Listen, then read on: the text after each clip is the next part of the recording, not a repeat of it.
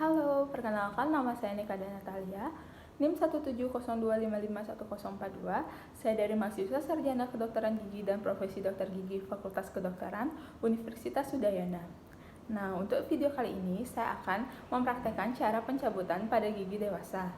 Dan pembimbing saya adalah Dokter Gigi Igusti Kade Ira Purbasari, SP-Pros. Untuk video yang lebih lanjut, mari kita saksikan.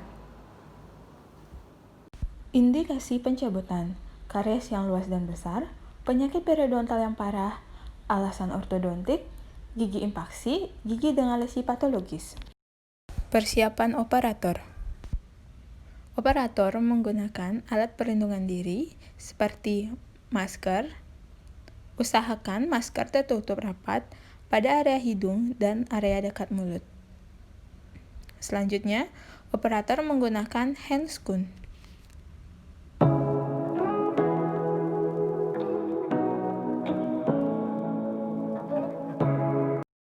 Alat dan bahan. Alat dan bahan yang digunakan: pinset untuk menjepit dan mengambil benda-benda yang kecil, kaca mulut untuk melihat area yang sulit dilihat oleh mata secara langsung, sonde untuk mengecek mukosa setelah dilakukan anestesi, siring untuk anestesi, desmotom untuk menghilangkan perekatan jaringan lunak dan gigi, elevator untuk meluksasi gigi, tang cabut premolar rahang atas, povidan iodin untuk asepsis, topical anestesi,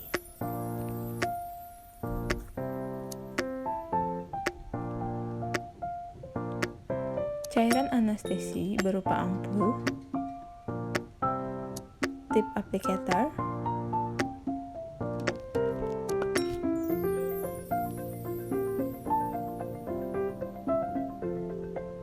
cotton pellet,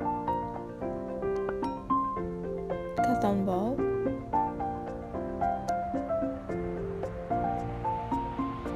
tampon, serta tidak lupa menggunakan nerveton.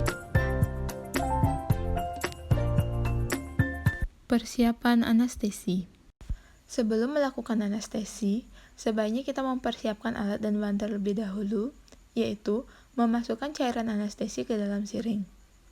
Ambil siring, kemudian lepaskan siring dari kemasan. Yang kedua, ambil ampul. Sebelum mematahkan leher ampul, pastikan tidak ada gelembung.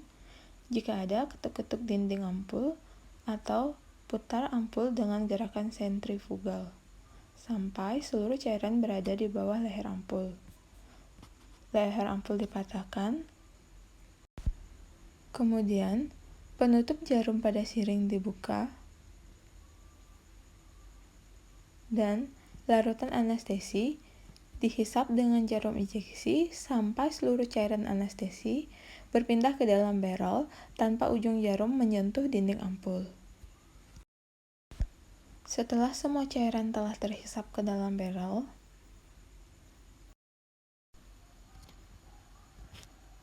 kemudian periksa apakah ada gelembung udara di dalam cairan. Apabila terdapat gelembung udara, ketukkan pada dinding barrel sampai semua gelembung udara keluar. Kemudian, siring ditutup kembali. Posisi operator dan pasien. Posisi operator berada pada pukul 7 hingga pukul 9. Posisi rongga mulut pasien berada antara bahu operator dan siku operator. Sudut antara dental chair dan lantai adalah 120 derajat. Anestesi blok palatinus majus. Langkah pertama, keringkan bagian mukosa pada area yang akan dilakukan blok anestesi. Kemudian, lakukan asepsis menggunakan povidan iodin dan cotton pellet dengan arah putaran berlawanan arah jarum jam.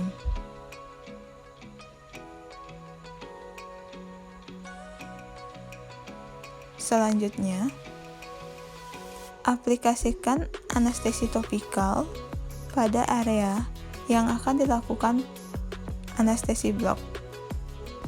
Langkah selanjutnya adalah melakukan anestesi. Dengan teknik, jarum ditusukkan pada mukosa di atas foramen palatinus majus yang secara klinis terletak di antara gigi molar kedua dan ketiga rahang atas sejauh kira-kira 10 mili dari gingival marginal. Selanjutnya, lakukan aspirasi. Jika negatif, deponerkan larutan anestesi sekitar 1 hingga 1,5 mili. Setelah mendeponerkan larutan anestesi, keluarkan jarum secara perlahan. Tunggu 3 hingga 5 menit. Kemudian lakukan pengecekan pada area palatum dan juga pada sulcus gigi yang akan dicabut, apakah pasien sudah merasakan kebas atau tidak. Anestesi infiltrasi. Langkah pertama, keringkan pada area mucobuccal fold gigi yang akan dianestesi, yaitu gigi 25.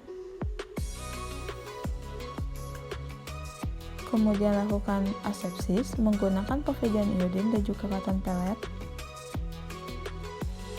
dengan arah berlawanan arah jarum jam. Selanjutnya, aplikasikan topikal anestesi berupa gel.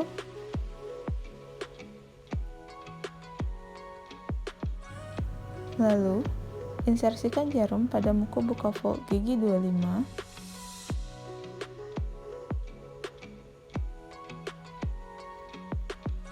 Lakukan aspirasi.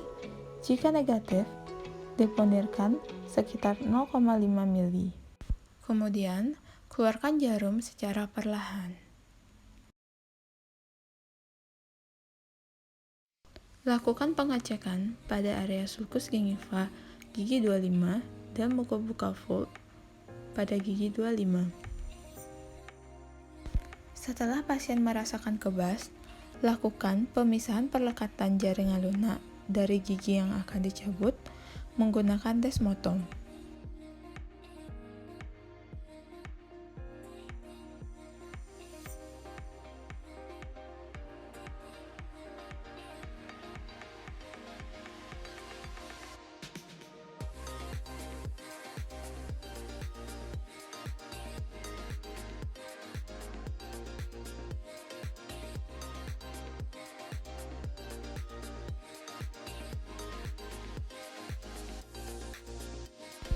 Tahap selanjutnya adalah luksasi gigi.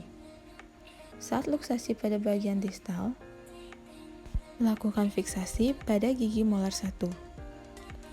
Saat luksasi pada bagian mesial, lakukan fiksasi pada gigi premolar 1. Setelah itu, adaptasikan forceps pada gigi 25 seapikal mungkin. Lalu, lakukan luksasi ke arah bukal, palatal, bukal, palatal, lalu ekstraksi ke arah bukal. Selanjutnya, lakukan irigasi pada soket.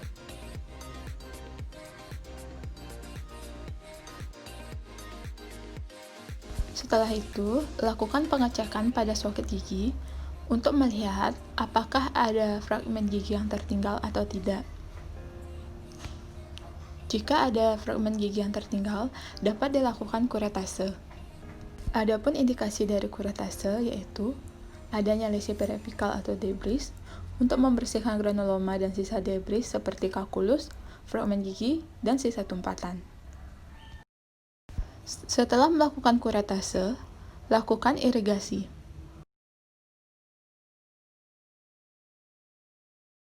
Setelah itu, lakukan dekompresi pada soket gigi menggunakan ibu jari dan telunjuk.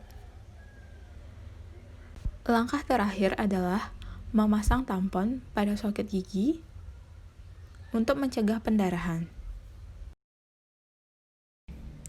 Instruksi pasca pencabutan dan resep.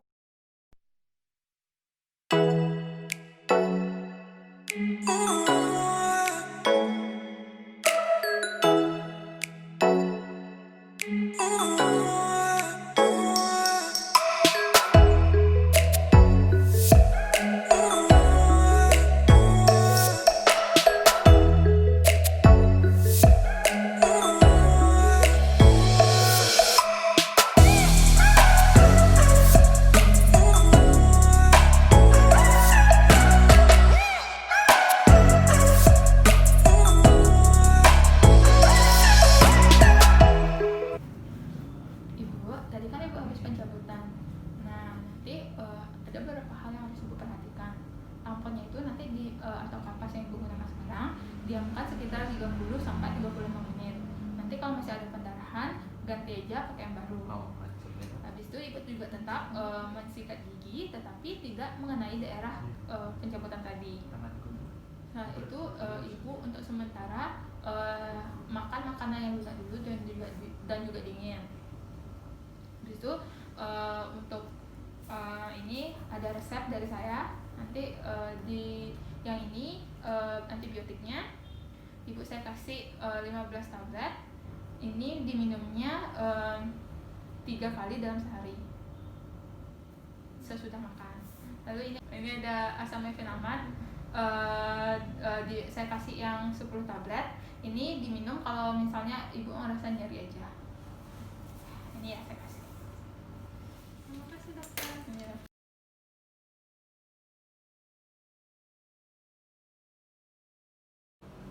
Halo, sekian dari video saya.